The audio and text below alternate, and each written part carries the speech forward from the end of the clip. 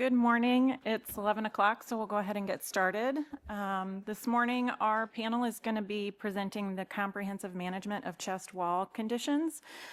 Our panel is going to present specific information about the most common malformations, pectus excavatum and pectus carinatum, including workup and treatment options, and additionally how APPs can be effectively utilized in the care of these patients.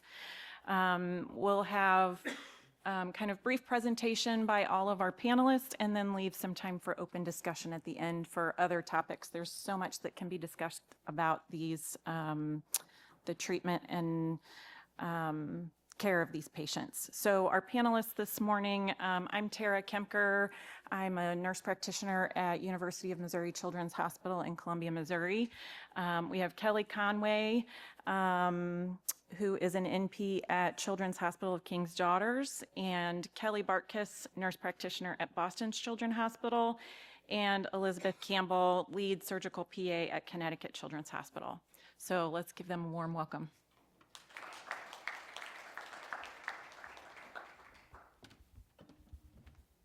Great. Thank you. So first, to give a little background about pectus excavatum. Pectus excavatum is the most common chest wall deformity. It's characterized by the depression of the sternum and the adjacent costal cartilage, which can cause compression on thoracic structures. While most patients remain asymptomatic, some patients can experience shortness of breath, exercise intolerance, and chest pain. And we don't have a great understanding of why pectus happens. There's typically just an overgrowth of costal cartilage, and we've also found that there's abnormal type 2 collagen distribution. It's about 1 in 300 births and more common in males than female, although we do think it is underreported in females because of breast tissue and other factors. Commonly seen with scoliosis, about 15%, and we also see a higher incidence of Marfan syndrome in this population. About 35% of our cases have also a family history component. So treatment options for pectus excavatum. Historically, pectus excavatum has been treated with surgical procedures. Severe pectus excavatum is treated typically with the Nuss procedure, which involves placing a metal bar or bars into the chest to lift the sternum over time. These bars are placed and remained in the sternum for about 3 years. In recent years, there is a new non-operative approach on the market called the vacuum bell. It's a non-surgical option that essentially puts pressure on the sternum and the costal cartilage to kind of teach or train the cartilage to grow the correct way. And so this has kind of been a more popular approach over the past several years. So what happens when the patient comes in with pectus excavatum? It's really important to kind of get a very thorough HPI, a physical exam, and really history of how their pectus is affecting them, whether it's physically, emotionally, or mentally. Every patient that comes into our clinic will get a preclinic chest x-ray, which we can kind of quantify the severity of their pectus. We also will get a screening echocardiogram on all patients for a couple of reasons. Obviously, screening for Marfan, specifically mitral valve prolapse and aortic root dilation, as well as testing or identifying the anatomy and function of the heart. For our symptomatic and our pre-op patients, we will also get pulmonary function testing and cardiopulmonary exercise testing. At our facility, they will also meet with the pulmonologist. So this is kind of a pretty standard workup that we do for most of our patients. So by getting that chest x-ray at our initial visit, we're able to calculate the Haller index. And the Haller index is used to quantify the severity of the pectus excavatum, and it's considered the gold standard in measurements of severity. It's obtained by taking the medial lateral diameter of the thoracic cavity and dividing it by the anterior-posterior distance between the sternum and the spine. A typical Haller index for kind of the normal human is about 2 to 2.2, and a Haller index of greater than 3.25 is usually considered significant. There are problems with the Haller index, though. It does not account for the overall chest wall shape. So obviously in these two pictures, they're two very different appearing chest walls. So someone who has a much small, narrow thoracic cavity will typically have a higher Haller index with a smaller sternal depression. And then while someone with a wide barreled chest will need a significant sternal depression to have a significant Haller index, as you can see on the right side of the screen.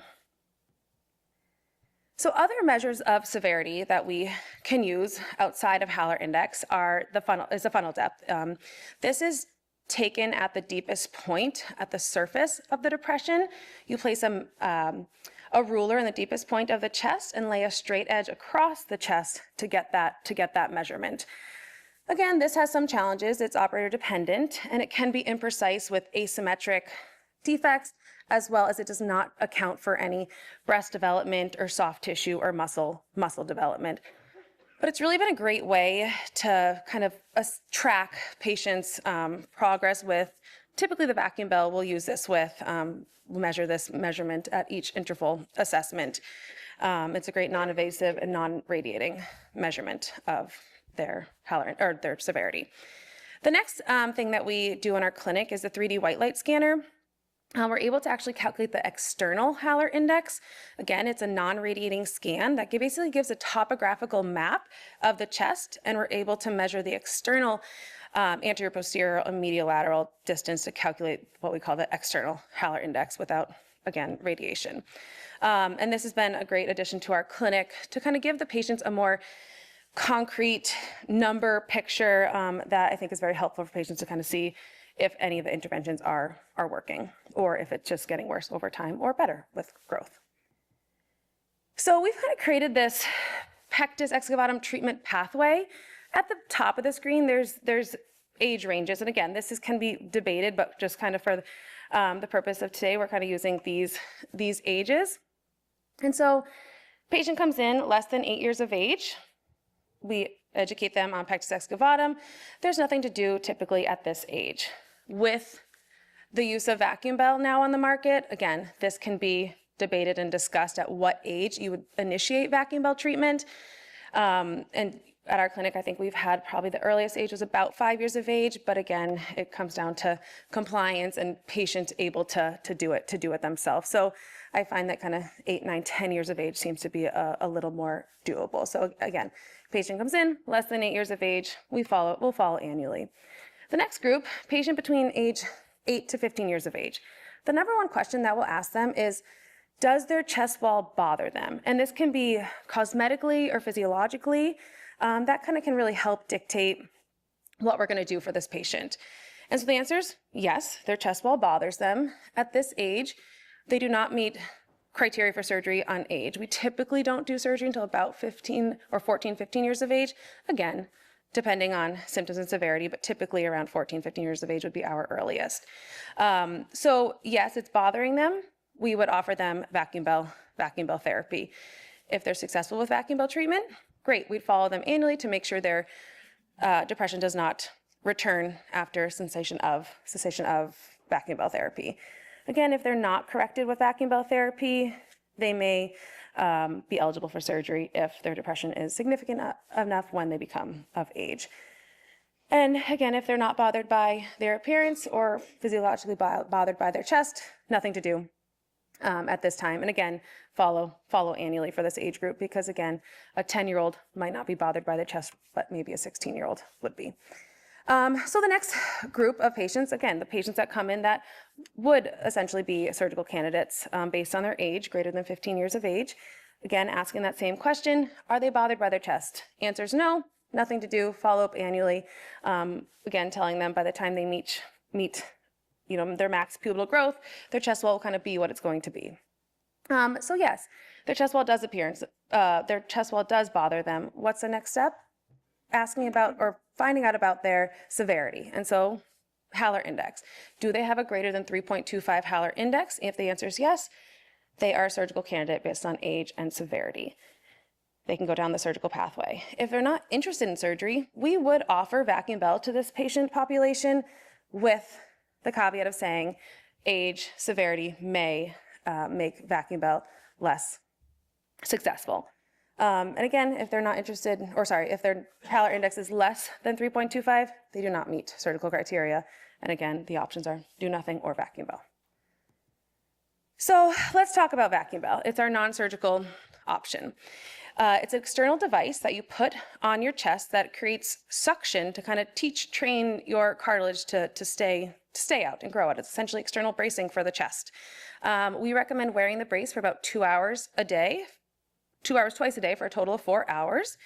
And again, kind of like we just talked about on the previous slide, is kind of who can be candidates for the vacuum bell. Essentially, patients who are non-surgical candidates, have less severe pectus, are too young for repair, patients who have a flexible chest wall. Patients can have flexible chest wall until they're 18, 19, 20. And so age is not necessarily exclusion criteria for vacuum bell.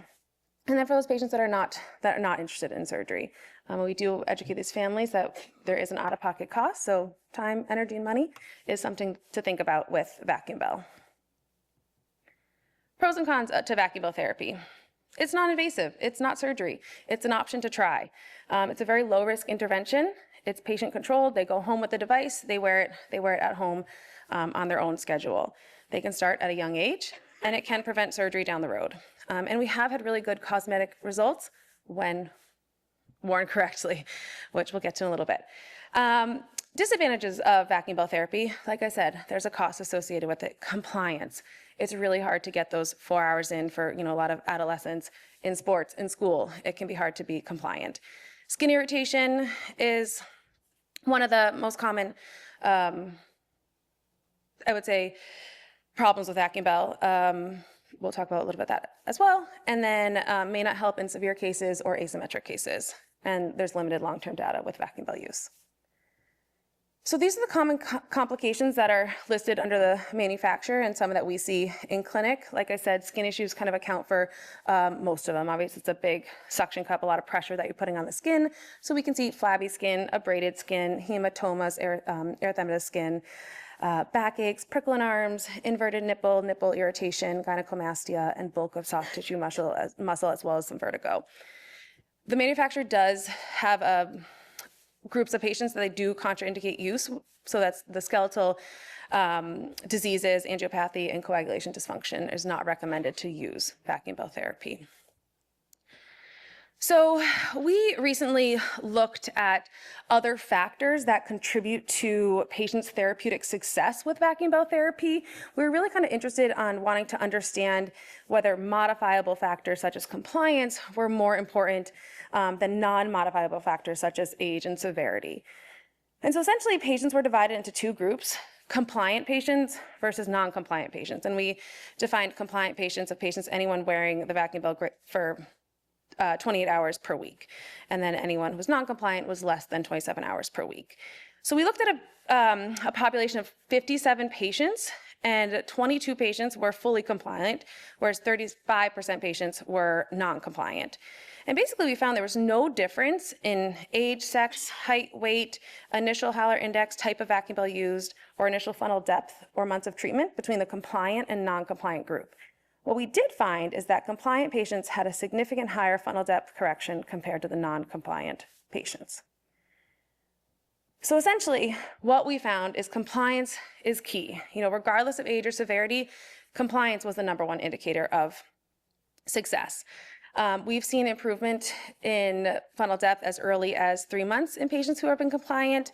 But like I said, compliance is really hard to come by. Only about 38% of our population was fully compliant.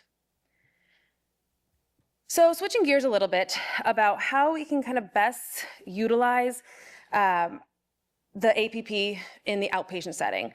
In our practice, we have 5 surgeons, 1 NP, myself, and 1 PA, who does help both outpatient as well as in the OR. And so we first started just a subset of patients by seeing all the non-operative patients, so the patients that were less than 10 years of age, the pectus carinatum patients, and then the vacuum bell patients. And we would use incident to billing, so the surgeon would be on site and available, and we could still bill at a higher level for these patients. And so it was a great way to kind of free up the surgeon while there was a lot of these patients that weren't ever going to need surgery, so it kind of made sense for us to see them. And then over time, as the surgeon, got comfortable with the APPs, we were able to kind of increase the type of patients that the APP was seeing. And eventually actually led to seeing all patients, all pectus excavatum, all pectus carinatum patients, because essentially we see a large volume in our pectus program, but not everyone is going to surgery. And so essentially, for any patient that did need surgery, we would start the workup. And so, we'd get the imaging, we'd get the echo, we'd get the pulmonary function testing. We'd talk about surgery, we'd talk about interventions. And then after testing came back, we'd meet with the surgeon, and that also could be virtual. So again, it gave flexibility to the patient as well as the surgeon. And so currently we run concurrent clinics. So the surgeon will either be in his general surgery clinic in the operating room while I'm seeing our pectus population. So again, it helped offer additional clinics, as well as typically APs have more flexibility in their work schedule. So I was able to offer different days, different locations, and satellite locations. So it was also great for the patients and families to have other options than just one time, one day for our pectus clinic. And so it was something that obviously took a lot of time and, some investment of the surgeons to really kind of have trust with the APP. But over time, this is something that's been thriving in our clinic. So really encourage you all to kind of start this model if you haven't already, to kind of really optimize the goal of the APP, because that hopefully is our goal as APPs, to kind of practice at our full scope. I think I'm going to pass it over to kind of talk about the same thing for the operating room.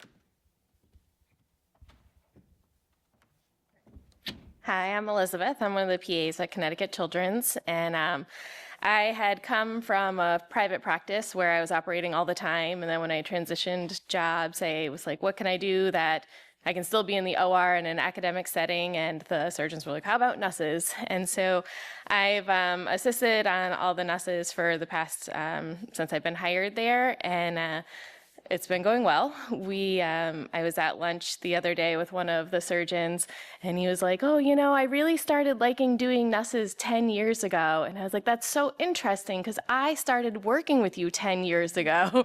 So stay tuned for a correlation study about surgeon happiness and AP happiness to us assisting in the OR. So here are some of the benefits. One, similar to the outpatient clinic, it frees up a surgeon. So it was two attendings that were doing these cases together.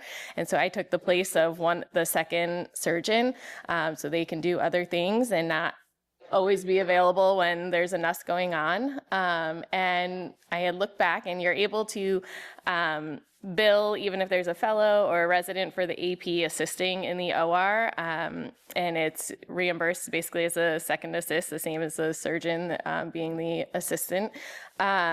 So it didn't take away from the resident or fellow happiness and their education of learning how to do these procedures, and because we could all be together and you still get to bill for everyone. I also am making sure that the pathways and protocols are followed between the 5 surgeons that I assist with, because, sometimes people like to decide they have new ideas, and we'll see if it's works out for everyone or not. And there have been studies that show if you have a consistent OR team, the OR time is faster and it's more efficient. The portions of the procedure that I do, it's basically the second attendance role. So I'm on the left side, the primary surgeon's on the right side, the fellow and resident are usually with the attending over there. I'm making the pocket for my bar, catching the bar, putting the foot plate in there. I can do the cryotherapy on that side while the surgeon's bending the bar or picking out the songs for the day, whatever they'd like to do. At the end, we can do the foot plating at the same time, and then obviously close the incisions at the same time. So some of the things that can save operative asleep time. This is one of my colleagues who volunteered for this presentation. Just how we set up and position our patients. There's all different ways. We used to have our arms out by the side, but during a bar removal had a brachial plexus stretch injury, so we started using this wedge to expose their thorax, and we actually stole it from ortho. Our hospital had already had it, so it's been working out well. And then the sternal lift, we use it on all of our cases now, and it's usually on my side, so I can set it up and have it bother me versus the attending on their side of the table. There's many studies on the use of cryotherapy. We've started using it probably similar to everybody else, but we do rib space 3 through 8 or 9, and we'll also do a rib block with marking to kind of bridge the gap of when the cryotherapy starts working, because we had several patients that around like hour 6 or 8 after the OR were having some pain then, and that's when they were requiring narcotics. So the rib block helped bridge that time. And now they're not on a PCA. Most kids get like 0 or 1 dose of a narcotic. And then there are several different types of bars. We use the Pectus, the Biomet Blue system there. I realize now, coming here, that the Parks system is called Castle Lock now, so I apologize I didn't update that.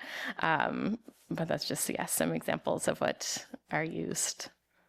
And now we'll go post-op for Kelly here.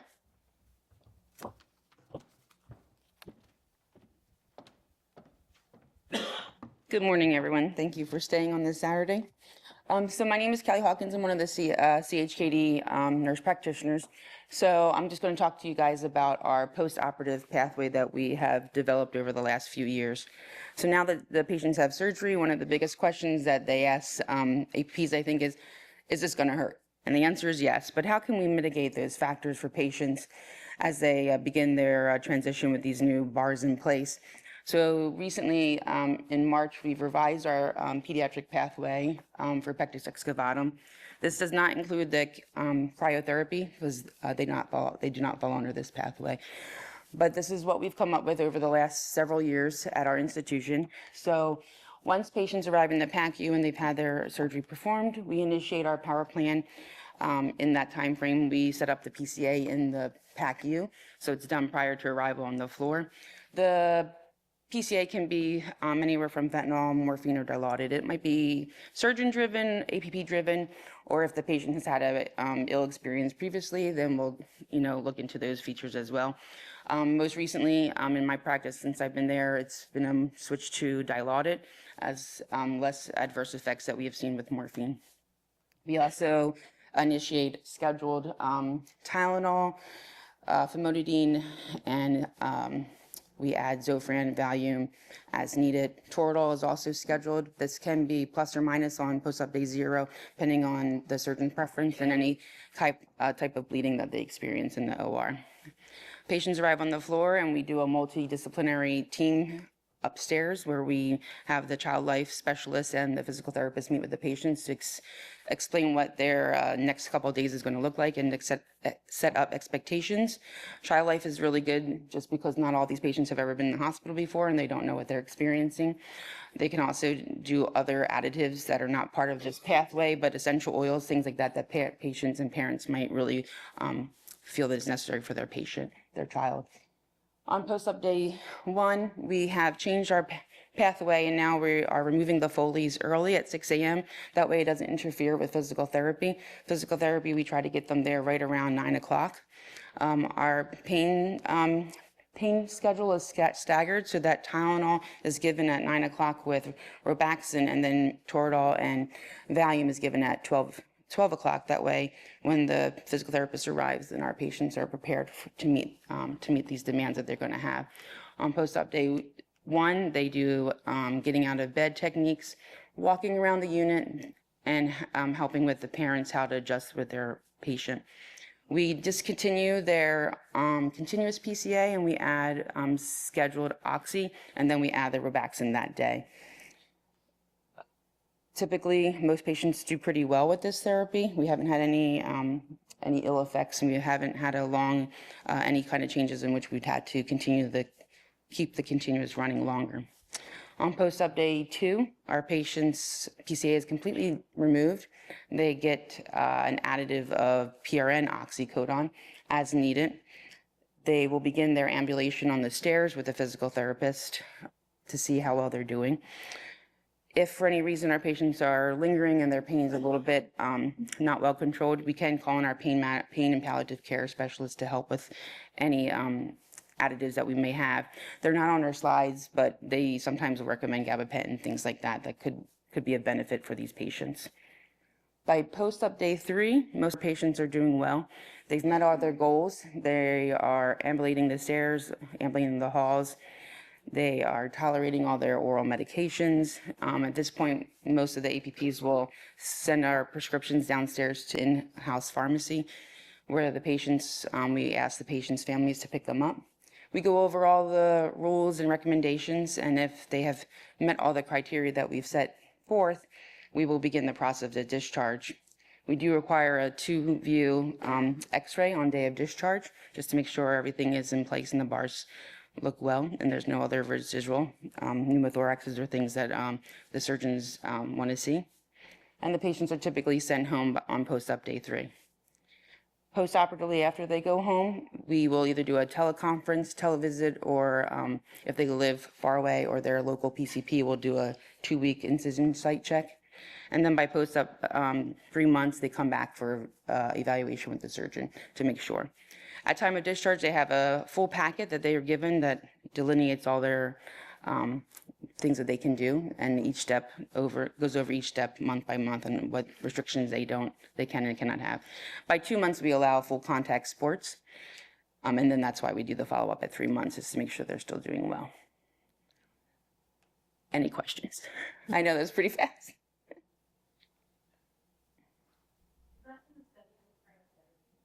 This is not yet, no. The difference in our practice that's not up here is when we do cryotherapy, we do not add a PCA continuous, so they don't get that. And then their oxycodone is not scheduled, it's just as needed. And they don't go home with as many as the patients who don't receive it. You know, we, with cryotherapy, post-op are doing the scheduled Tylenol, Toradol, and Robaxin, alternating it. And then we just put a PRN dilaudid or oxycodone if needed.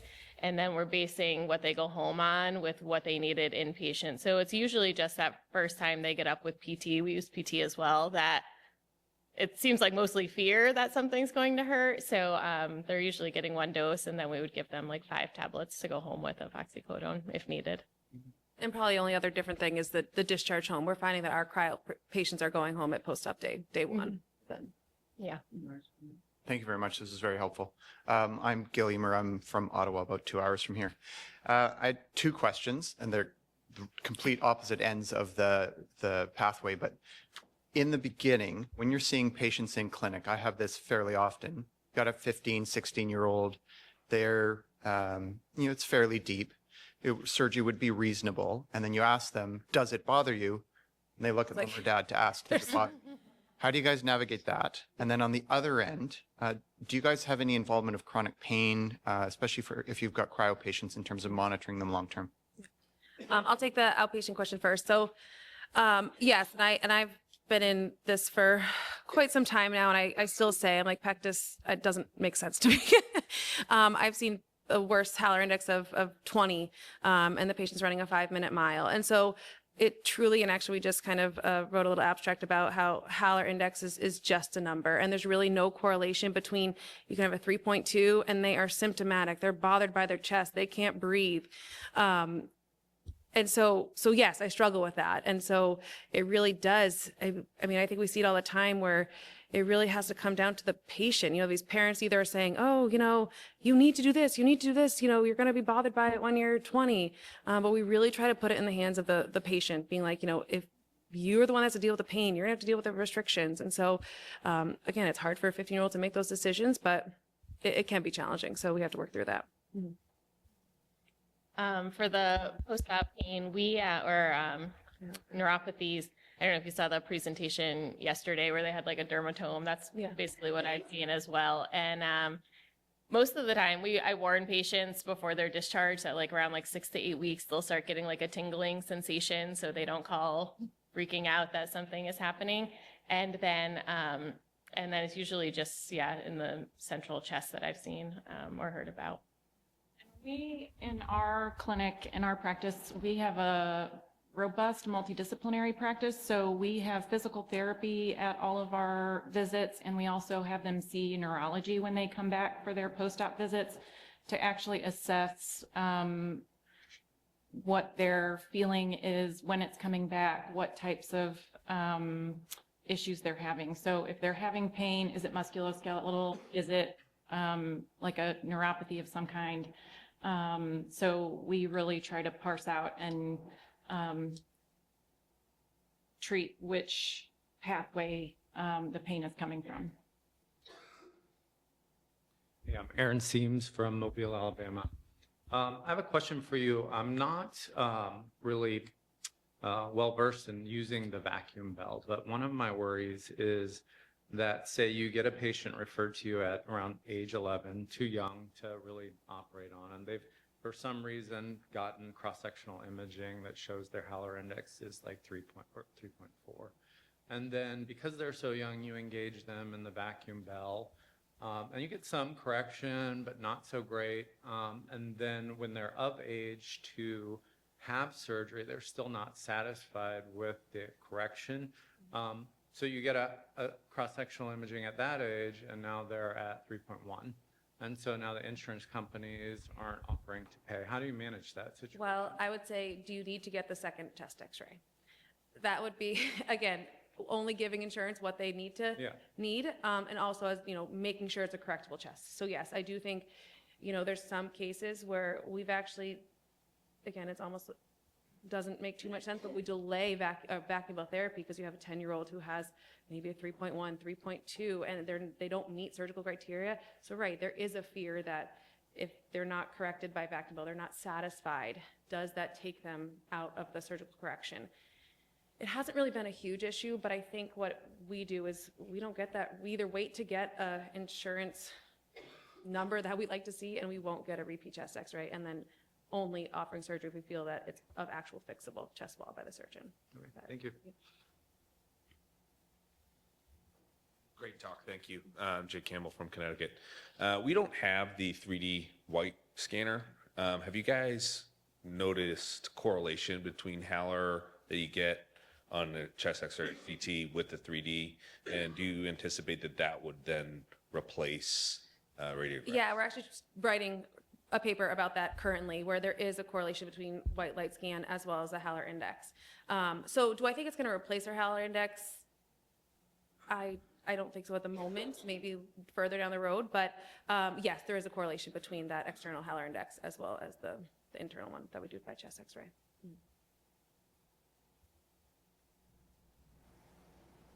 I actually have a question for the audience. How many people are using an egress protocol for the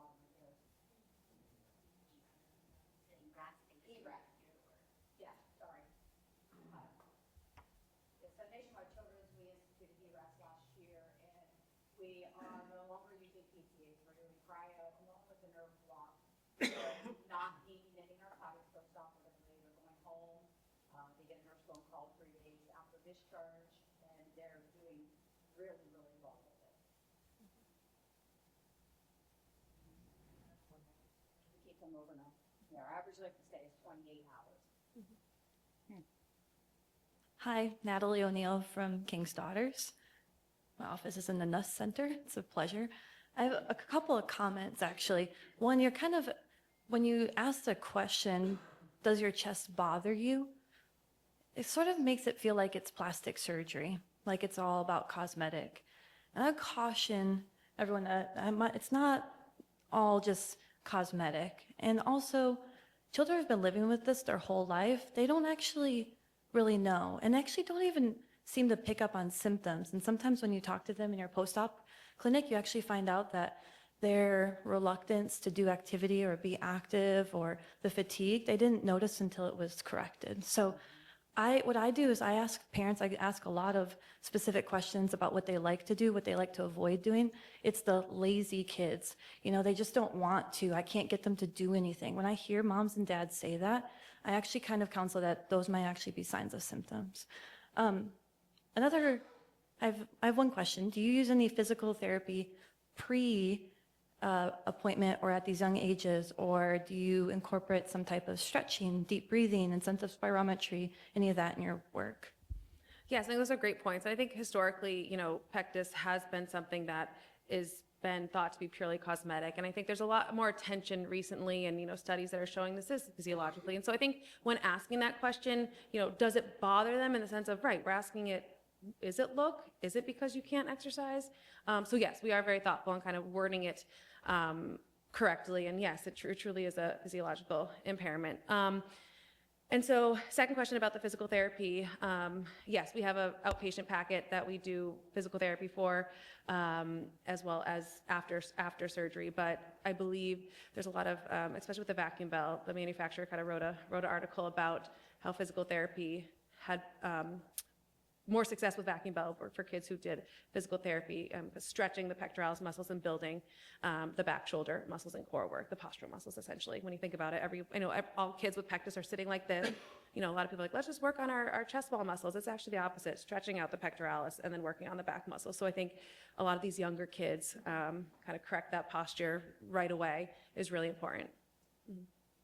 At our institution, we have, as part of our multidisciplinary clinic, we have a physical therapist who comes to every one of our clinics, and she sees all new patients. So even if they don't qualify for surgery, she does a full evaluation and looks at any areas of weakness that they may have, gives them exercises that they can do to help correct any areas of weakness or imbalance that they may have. She also, if they do qualify for surgery, gives them kind of optimizing things that they can do to be ready for surgery, as well as talking to them kind of about what to expect after surgery.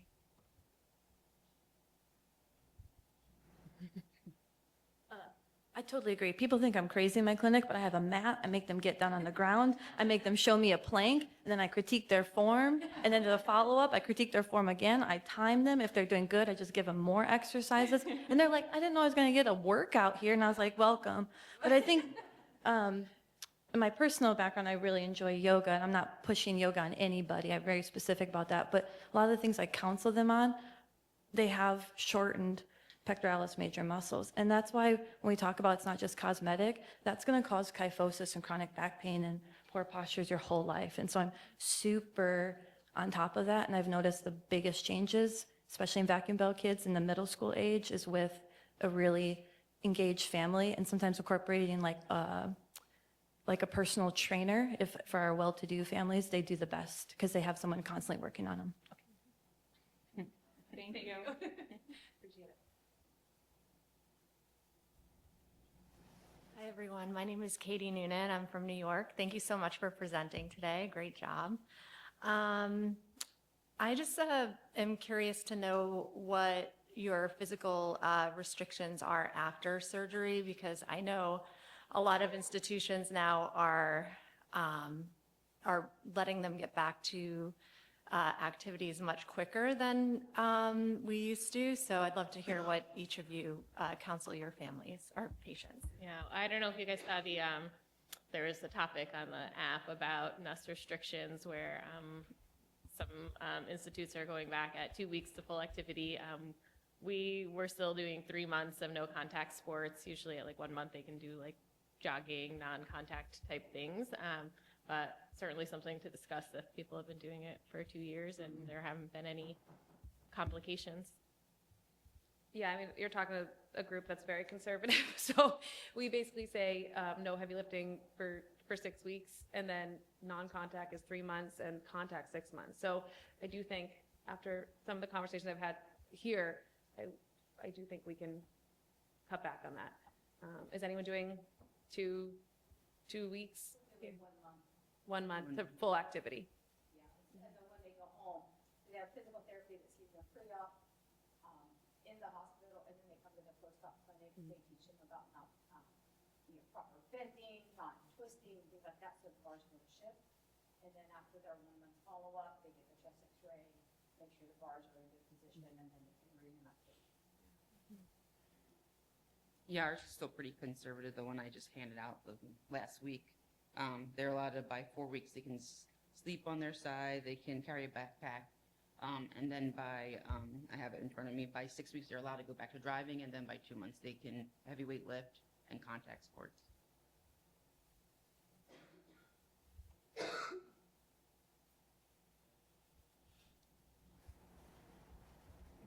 questions?